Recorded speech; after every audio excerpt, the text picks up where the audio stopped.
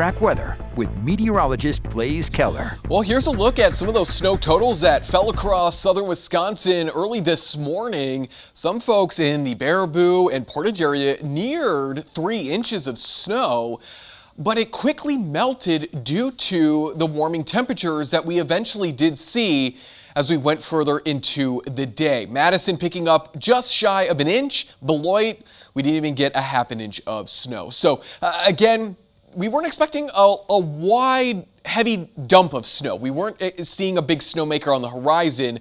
But again, this was our last forecast going into this latest round of snow. And again, we like to believe in transparency. Not to mention, forecasting snow is very difficult. But it looks like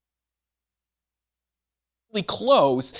Here is where the inch mark begins. This is the less than an inch mark, and then this slightly darker blue is where that inch kind of threshold begins. And these are kind of estimated snowfall reports from folks across southern Wisconsin. And you can see that we pick up on that 3 inch just outside of Green Bay into the Fond du Lac area, and that extends maybe back into Baraboo as well. Again, closer to the lake, we didn't quite see that snow because of the lake effect. Warmer temperatures. Then really by about the late morning, that snow wrapped up and it's continued to really push its way eastward right now, getting a little bit more steam. We find another low pressure system scooting through Omaha right now.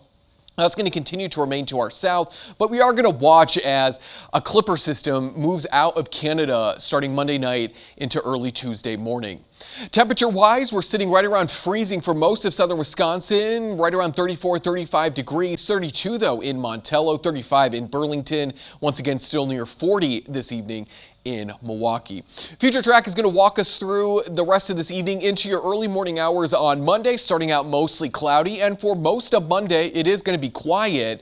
And then starting Monday night, that's when we're going to turn our attention to the northwest. Winds turn out of the south, bringing in just a little bit of moisture for this clipper to use. We're seeing that kind of chance for more widespread light to moderate snow activity through the early morning hours on Tuesday. That should wrap up by the morning commute. But again, because this is coming out of the northwest, these clipper systems typically don't have a lot of that heavy wet snow. This is going to be more of that powder. And as it moves on through, we're looking at maybe an inch at best, maybe an inch and a half if this thing maybe moves a little bit slower than what Future Track is trying to paint here. But that begins Monday night and continues through Tuesday morning. And that really looks like the best chance for snow over the next 7 days. And if we look beyond the next 7 days into mid-December, we're continuing to sit underneath this warmer than average temperature trend.